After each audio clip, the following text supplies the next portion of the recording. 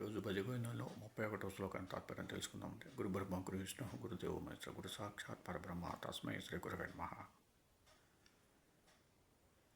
గురుచరణాంబుజ నిర్భర భక్త సంసారాద చిరాద్భవముక్త సేంద్రియమానస నియమాదేవం ద్రక్ష్యసి నిజ హృదయస్థం దేవం ద్రక్ష్యసి నిజ హృదయస్థం దేవం.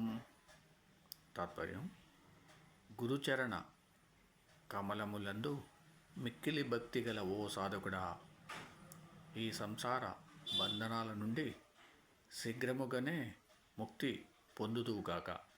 నీ ఇంద్రియ మనస్సులను నియమించిన వాడవై నీ హృదయంలోనే ఉంటున్న దేవుని దర్శించదవుగాక.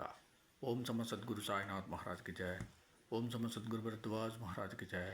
ఓం నమో వాసుదేవాయ నమః.